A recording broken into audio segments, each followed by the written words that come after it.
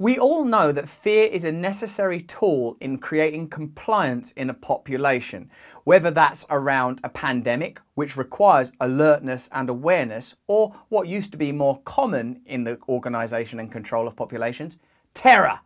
Terror. You've got to watch out for terror. Well, did you know that many of the plots, in fact the biggest plot that the FBI and CIA resolved was actually created by, wait a second, the FBI and CIA. Is it possible that the government create plots just so they can solve those plots in order to protect us? Who are they protecting us from? Terrorism or themselves? Let's have a look at this story. The biggest Al-Qaeda plot the FBI claimed to have foiled in the years following the 9/11 attacks involved no weapons, no plot and no Al-Qaeda. There's been a terrible plot. What's the plot? There wasn't one. It involves Al-Qaeda. Were Al-Qaeda involved? No. Do they have any weapons? No.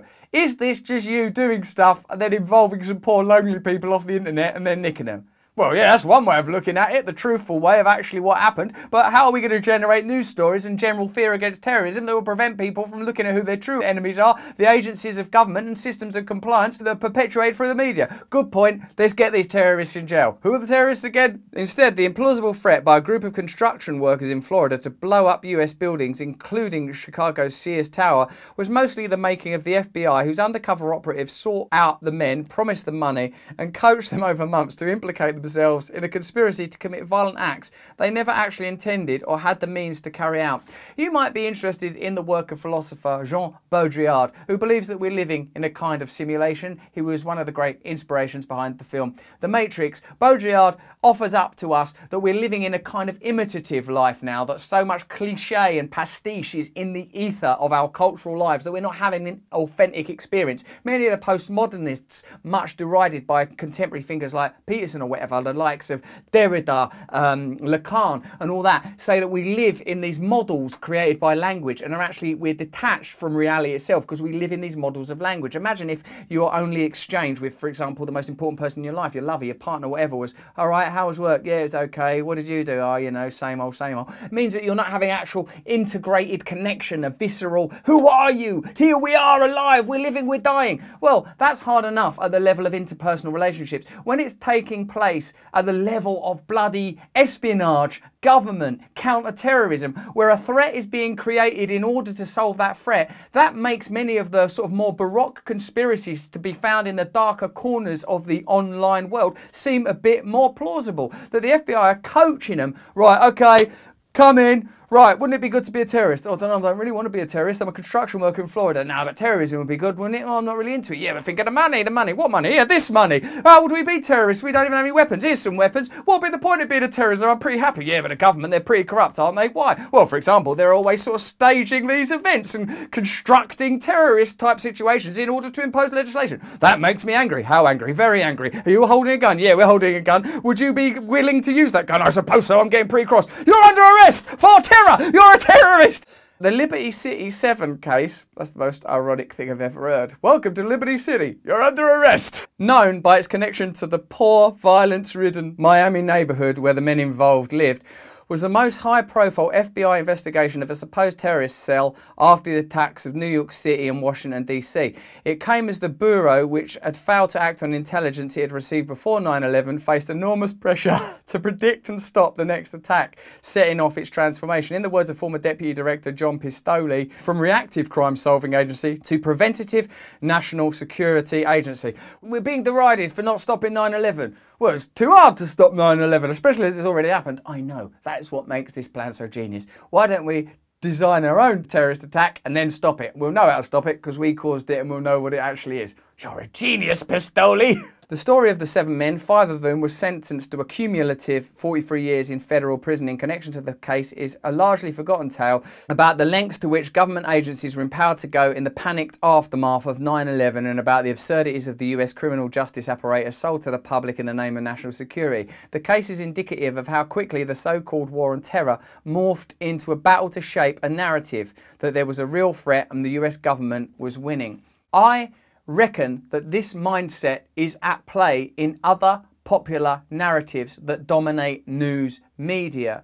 That even when there are real threats and real causes for concern of whatever variety they may be, that government agencies, the government themselves, in collusion with the media, construct stories that advance their own agenda and solve their own problems, because they've created a mindset where they feel like they are in some archipelago of idiocy, disconnected from the mainland that they are supposed to be governing. This is a mindset that is not helpful, and a further, if you ask me, piece of evidence that you cannot have massively centralised systems of governance because everyone goes sort of mental. If all you were dealing with was like, look, we've got to control the resources in this area, we've got to make sure this 200, 500 people get food, are able to manage their own lives, we'll use technology and the advances in medicine that we have, not in order to generate more profit, but to solve the problems of being human. That will be a much better way of running a society than we've got this mad, giddy behemoth, this ludicrous beast that cannot ever be controlled or sated. Do you understand what I'm saying? That our systems of economics are based on the worst aspects of human nature. You can't scale up something like greed. You can't scale up something like the need to survive. You can't scale up lust, or you get, well, you get what we've got. A mad, vivid illusion that distracts us from truth and prevents us from living in reality. We live in a model of reality and it's not functioning well. In a boastful press conference, the Attorney General, Alberto Gonzales, outlined an ambitious, chilling plot to blow up Chicago's Sears Tower to launch a full ground war against the United States and to support Al-Qaeda. But the case against the Liberty 7 was weak from the outset. Even at the press conference, officials offered few specifics or concrete evidence for a terror plot. The men, members of an obscure religious group called the Seas, the Seas of David, they can't even come up with a good name for their own religion, let alone blow up a meaningful landmark. They had no actual connection to Al-Qaeda, no weapons, no explosives, no reconnaissance on the Sears Tower, no consistent ideology of violence. Imagine that as the opening mantra of a TV drama based on them. Dum dum, dum dum dum dum, here they come. They've got no weapons, dum dum, they've got no ideology, they've got no meaningful reconnaissance. But if you can find them and you can afford them, maybe you can be a part of the Seas of David. Right, welcome to Seas of David. This week we're going to be blowing up Sears Tower. How are we going to do that? Well, I don't know. We'll find a way, won't we? With pluck and gumption. The evidence again was prodded and encouraged by a paid informant in an elaborate game of pretend. The Seas of David, led by a 32-year-old at the time of arrest, eccentrically named Narsil Baptiste, was less religious sect than a homebrewed mixture of pan-religious spirituality and a dash of cult-like leadership. The group studied Bible passages, wore paramilitary uniforms with the American flag and Star of David patches, and smoked weed. Yeah, they wouldn't be able to knock over a Lego Sears Tower, let alone the real one. They mostly offered martial arts training and spiritual teachings to neighbourhood kids. Oh, they were just some weirdos, or not even weirdos, community-minded, eccentric people expressing themselves that got involved with the FBI, who had a desperate appetite to nick people, ended up with serving an accumulative 43 years. What a terrible, sad, mad, mental story.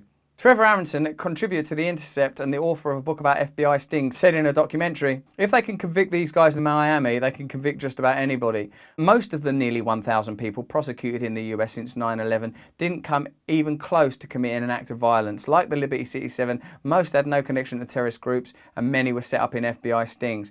A sting is just like a game show done by a government agency. A sting is like, you know, well, under the right circumstances, would you do this? Well, under the right circumstances, I'm sure many people would do many things. There are all sorts of fallibilities and flaws in human nature related to our primal impulses and related to our conditioning. Look at how most of us have been conditioned to live. We're a million miles away from what we were evolved to live like in terms of our diet, our practices, our attention. Do you think you're evolved to stare at a screen all day? Do you think you're evolved to eat sugar? We're all in an elaborate sting. Culture is an elaborate sting. Reality is a model of reality rather than reality itself. It is this that encourages me to believe that it's possible to change the world, because it's not like there are a set of immutable, irrefutable rules that can't be altered. No, there are a set of systems that benefit the people that are at the top of the pyramids upon which those systems are founded. So if you want to change the world, and if you can find them, and if you can sew a Star of David and an American flag and teach neighborhood kids to do karate, then maybe you can bring down the government. The fact is that reality can be altered at any time if people come together. There is no need for violence. There is no need for madness and insanity or the formation of cult-like groups. There's just a need to find ways of expressing who you are as an individual and how you relate to your community. The way that the news reports these stories, the way that government agencies set up imaginary threats in order to respond to them and impose more control on you is the problem.